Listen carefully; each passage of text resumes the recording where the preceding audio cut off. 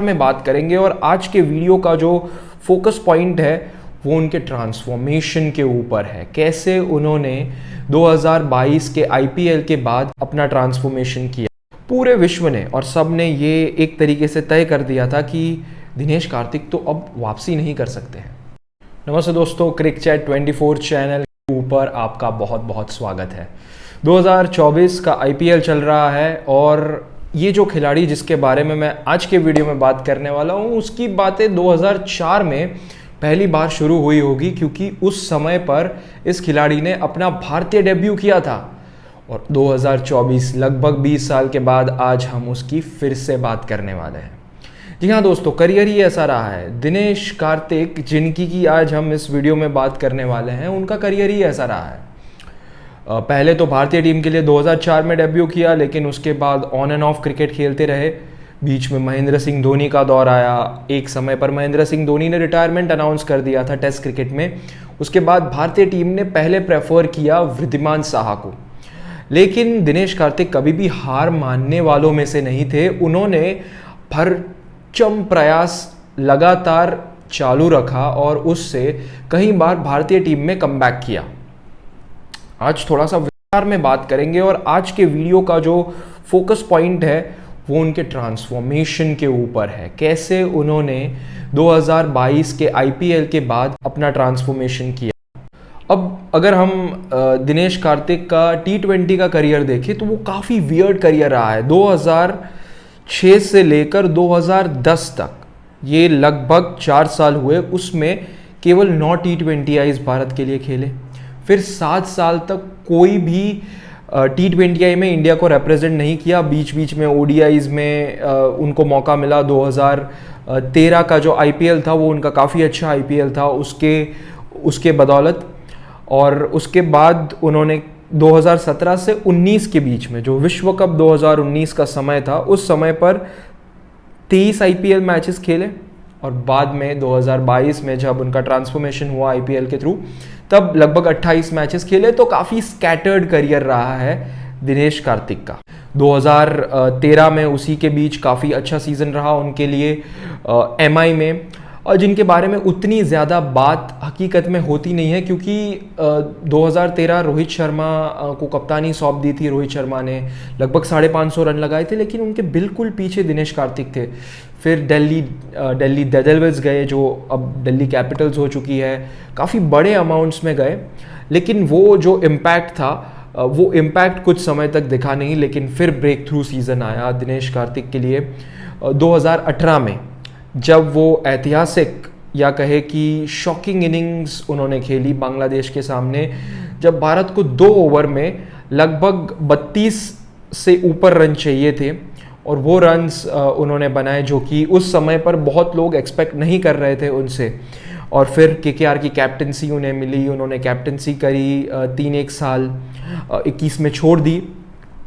लेकिन ये सारी चीज़ें हुई। लेकिन केकेआर में जो बैटिंग लाइनअप थी उसके कारण वो काफ़ी नीचे बल्लेबाजी करने को आते थे। भारत के लिए वो नंबर 4 के ऊपर खेलते थे, लेकिन यहाँ पर नीचे बल्लेबाजी करने को आते थे और उसका फ़ायदा उनको मिला। और उन्होंने सोचा कि यार नंबर 6 और नंबर 5 पर खेलने वाले भारत के लिए खिलाड़ी काफ़ी कम हैं। इस पोजीशन पे खेलने के लिए उस समय पर MS धोनी और हार्दिक पांड्या 2 खिलाड़ी थे। और उन्होंने सोचा कि ये नीश के ऊपर मैं टारगेट करता हूँ। जैसे कि मार्केटिंग के अंदर और बिजनेस के अंदर लोग सोचते हैं कि हम ये इस नीश को टारगेट करते हैं जहाँ पर काफ़ी कम लोग हैं। उसको उन्होंने टारगेट किया और उसका सक्सेस उनको मिला। लेकिन इम्पॉर्टेंट बात यह है कि ये चीज़ उन्होंने कैसे करी। सबसे पहले उन्होंने अपने दोस्त और क्रिकेट मेंटोर अभिषेक नायर, जो कि काफ़ी डोमेस्टिक क्रिकेट खेले हैं, कलकत्ता में उनके साथ रहे थे, उनकी मदद ली। उन्होंने सिमुलेशन बेस्ड प्रैक्टिसेस करना स्टार्ट किया और हर वो परिस्थिति में बल्लेबाजी करी एज अ फिनिशर, जो कि आईपीएल मुकाबलों में उसकी ज़रूरत होती है। और जब हम कहते हैं सिमुलेशन प्रैक्टिस, उसका मतलब ये है कि आप मैच नहीं खेल रहे हैं, लेकिन परिस्थितियाँ या कहे कि conditions in the form of overcast condition जो कि पिच की कंडीशन होती है, और गेम सिचुएशन वैसी क्रिएट होती थी जैसी कि एक फिनिशर को चाहिए। स्पिन के खिलाफ उतना अच्छा खेलते नहीं थे, तो स्पिन के खिलाफ उनकी ड्रिल्स लगवाई अभिषेक नायर ने। और इसके अंदर एक और इंसान है जिनको कि काफ़ी वो श्रेय देते हैं, दिनेश कार्तिक, जिनका कि नाम है अपूर्व देसाई। इसके बारे में बहुत सारे क्रिकेटिंग फैंस ने शायद सुना होगा। पिछले दौर में नेपाल के बैटिंग कोच भी ये रहे थे। NCA में ये एक बैटिंग कंसल्टेंट की तरह काम कर रहे थे और इनकी मदद इन्होंने ली, जिसमें इनको हेल्प करी पावर हिटिंग जनरेट करने के लिए। और दिनेश कार्तिक ने एक चीज़ बहुत अच्छी करी और वो था सेल्फ रियलाइजेशन। उन्होंने एक चीज़ को रियलाइज़ किया कि मैं एंड्रे रसल या कायरन पोलार्ड की तरह लंबे लंबे मिस टाइम होने के बावजूद भी छक्के नहीं लगा सकता, तो मैं क्या कर सकता हूँ और मेरे पास ऐसी स्किल क्या है। उन्होंने डिसाइड किया कि मैं गैप्स में अच्छी गेंदें डाल सकता हूँ, मैं प्रयत्न करता हूँ 360 डिग्री प्लेयर बनने का। और कुछ लोग फील्ड को खेलते हैं, जैसे कि मैक्सवेल फील्ड को खेलते हैं, एंटिसिपेट करते हैं, लेकिन दिनेश कार्तिक ने और अभिषेक नायर ने, स्पेशली अभिषेक नायर का ऐसा कहना था कि नहीं, आप फील्ड को मत खेलिए, क्योंकि कुछ गेंदबाज के एंगल्स ऐसे क्रिएट होते हैं जो कि कुछ शॉट्स को इररेलेवेंट बना देता है। तो जैसे कि आप मुस्तफिजुर देखेंगे कि वो बाहर की ओर गेंद डालेंगे राइट हैंडर को, तो वो एंगल से आप शायद कुछ एरियाज़ में शॉट्स नहीं खेल सकते। जैसे आप फाइन लेग के ऊपर नहीं खेल सकते, आप कवर्स की क्षेत्र में खेलिए, या थोड़ा बहुत आप मूव होकर ऑफ साइड में शॉट्स या लेग साइड में शॉट्स लगाइए। तो ये एक चीज़ के ऊपर उन्होंने काफ़ी काम किया। लेकिन ये सब काम करने का फ़ायदा क्या हुआ? अब हमेशा हम फ़ायदा देखते हैं। 2021 में इंग्लैंड का जो भारत दौरा था, उसमें स्काई स्पोर्ट्स की कमेंट्री टीम में वो थे और पूरे विश्व ने और सब ने ये एक तरीके से तय कर दिया था कि दिनेश कार्तिक तो अब वापसी नहीं कर सकते हैं। लेकिन 2022 में जो IPL का प्रदर्शन था, और एक अच्छी चीज़ उनके लिए ये हुई कि ग्राउंड्स काफ़ी कम थे, केवल 5 या 6 ग्राउंड्स पर वो IPL हो रहा था। Majority of the IPL was happening in Mumbai, जहाँ पे CCI, DY पाटिल और वानखेड़े के अंदर ये पूरे मैचेस हो रहे थे और वहाँ पर उन्होंने सिमुलेशन प्रैक्टिस करी थी। वो सॉइल्स का उनको थोड़ा सा अनुमान था और उस सीज़न में उन्होंने बहुत सारे रन्स लगाए, और जो रन्स लगाए उसमें ज़्यादा इम्पॉर्टेंट था उनका स्ट्राइक रेट।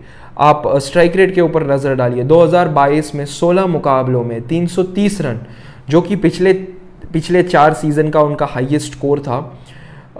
55 के एवरेज के साथ 183, और इसमें RCB को काफ़ी डिफ़िकल्ट सिचुएशंस में से भी उन्होंने बाहर निकाला था।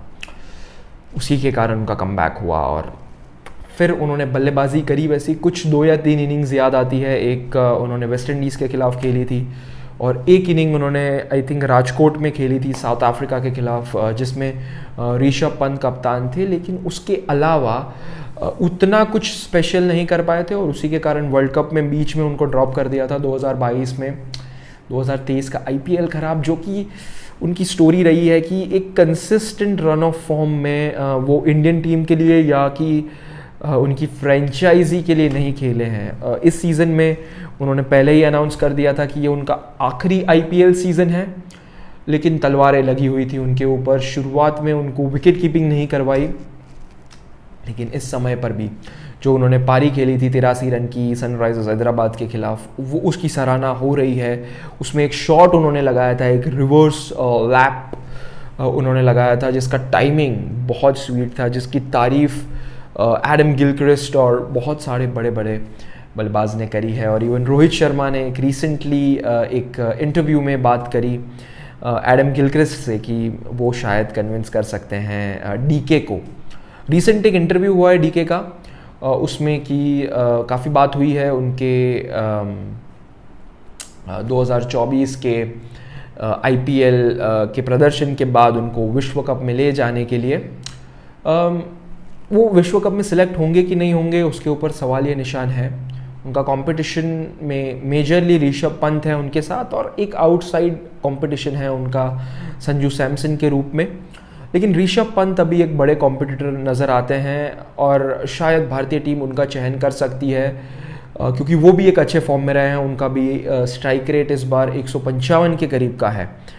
जितेश शर्मा जो कि खेल रहे थे वो कंटेंशन में नहीं नज़र आ रहे हैं एक पुअर आईपीएल परफॉर्मेंस के कारण। केएल राहुल जिस पोजीशन पे खेल रहे हैं और जिस स्ट्राइक रेट के साथ खेल रहे हैं वो उतना फेवर नहीं करेगा, तो एक चांस है। कहाँ जाती है भारतीय टीम वो नहीं पता, लेकिन दिनेश कार्तिक एक बार फिर से ये दिखा रहे हैं विश्व को कि कैसे आप 1 या 2 बार या 3 बार या 15, 25, 30 बार आप किसी को ड्रॉप करें फिर भी आप कंटेंशन में रहते हैं। और ये सारे फ्रिंज प्लेयर्स के लिए एक मैसेज है कि डीके अगर खेल सकते हैं तो हम क्यों नहीं खेल सकते। 2024 डीके का बहुत अच्छा जा रहा है। इस बार भी उनका जो एक स्ट्राइक रेट है 200 के ऊपर है और अभी तो लग रहा है कि ये मेंटेन होगा। फ्यूचर में क्या है we never know and will wait for it. फिलहाल तो अगर आपको ये वीडियो पसंद आया हो तो वीडियो को ज़रूर लाइक करना, चैनल को सब्सक्राइब करना और इंस्टाग्राम के ऊपर भी हमारा चैनल है क्रिकचैट 24, उसको फॉलो कर दीजिए। ट्विटर पे प्रिंस ठक्कर के नाम का आपको हैंडल दिखेगा मेरा, जिसकी लिंक्स मैं नीचे कमेंट सेक्शन में डाल दूंगा, जिसमें प्रॉम्प्ट एनालिसिस या व्यूज़ मैं शेयर करता रहता हूँ, आप उसको भी देख सकते हैं। Thank you so much for watching this video. आप बताइए कैसा लगा आपको वीडियो कमेंट सेक्शन में।